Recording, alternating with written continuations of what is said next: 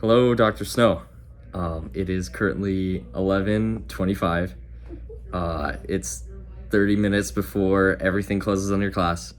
And while working on my final project, or my final assignment for your class that I should have turned in 3 weeks ago, my computer broke. My laptop has holes in the screen from me keeping it in the car on my way to work. And now I'm on my phone because I am still at work and now cannot record or do any of the editing. So sorry that this is vertical. I'm just trying to keep it real casual for this one on the thinking critically deep about Star Wars.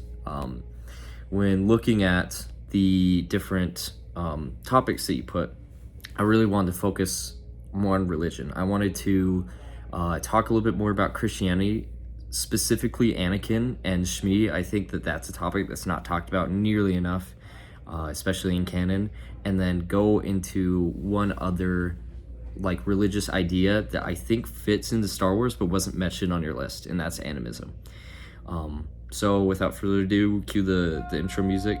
I can't put it in because I'm on an iPhone. Okay, so Christianity. It is stated within the first episode when Qui-Gon is talking to Shmi, and this is talked about a little bit in my What's the Best video on Anakin being a virgin. He has special powers. Yes. He can see things before they happen. That's why he appears to have such... I only did one sentence on it, but the idea of that, the implication of that is pretty insane. So Shmi, no father involved. It was Anakin was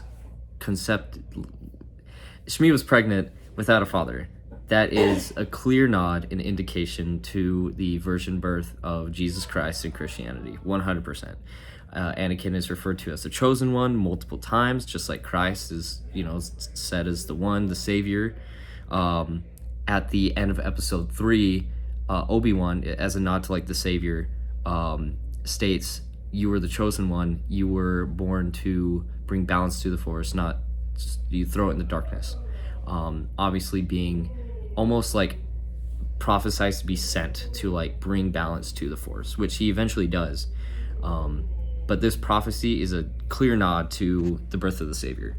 If you want to go further into that, we could see Qui-Gon, although not there for the birth, can be seen as a wise man or a prophet of Christianity, or in this sense, the Jedi Order. Qui-Gon, although not in the Order, is very recognized as being very in tune with the Force, or very, if we're looking at parallels, very religious, being one of the wise men to be there for Anakin as, the chosen one, right? And bringing him into kind of his goals. Like when Jesus left on his teachings and pilgrimages, and you could see Anakin being at that young age. I think he's 8 or 9 years old. It's really interesting to see those implications.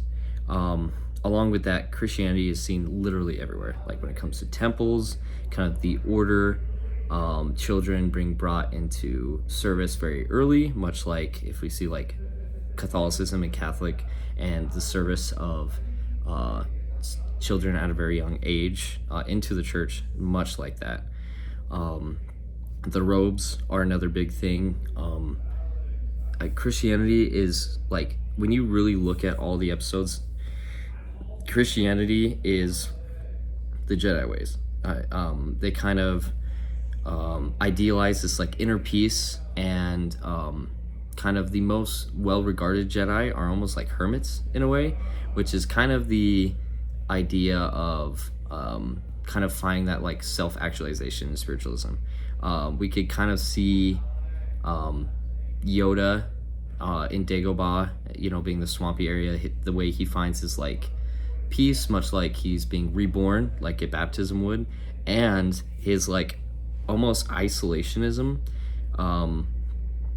kind of reflects back to fasting almost, or Jesus's 40 days of fasting. I wanted to find more on Anakin's kind of maybe how that could imply a little bit, but I think Anakin, personality-wise, is shown to be much less like Jesus, outside of the chosen one sort of deal. So that's it for Christianity, kind of going a little bit deeper into that. And along with Christianity, the idea of, inner peace, spiritualism, the chosen one, the one that's supposed to bring like balance and bring us to truth. We also have animism. So animism is the belief that everything has a life force, almost like everything. Sometimes animism goes into the point where like even inanimate objects have some sort of like spirit or life force within them.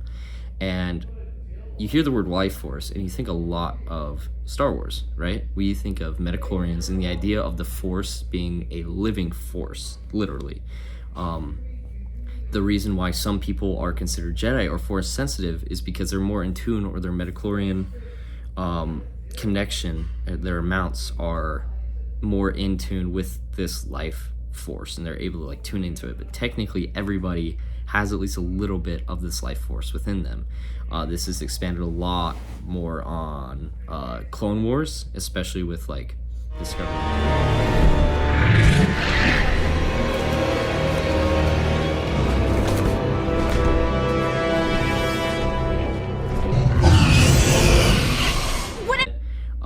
Kind of the it's also when Qui-Gon finds Anakin and checks his midichlorians, he kind of goes over that same thing, that there's this living force within everybody, and some people have more, are able to wield it just more effectively. I thought that was something that's one of the first things when I learned about midichlorians that kind of connected to me. It's that animism idea that everything, animals, plants, people, sometimes even inanimate objects, have this kind of universal force, and that just sounds so much like the force from Star Wars. I think that that's a really easy comparison, and I love next year or anytime you do this, I love to see your take and comparison on animism and the force, because I think there's a lot of parallels, a lot of like drawn from that idea. So I wish that this was more fancy, more kind of, I wish I could show more of those clips. I'll see if I can edit them in this phone. And it sucks that happened while I was working on the project. So thank you so much for everything for this class. It's been such a blast, and thank you for the opportunity. I hope that this idea of animism and the further look into Christianity kind of turns a little bit more gears when it comes to Star Wars and kind of all the different things that really go into building this amazing series. Thank you so much for watching, and as always, have a good one.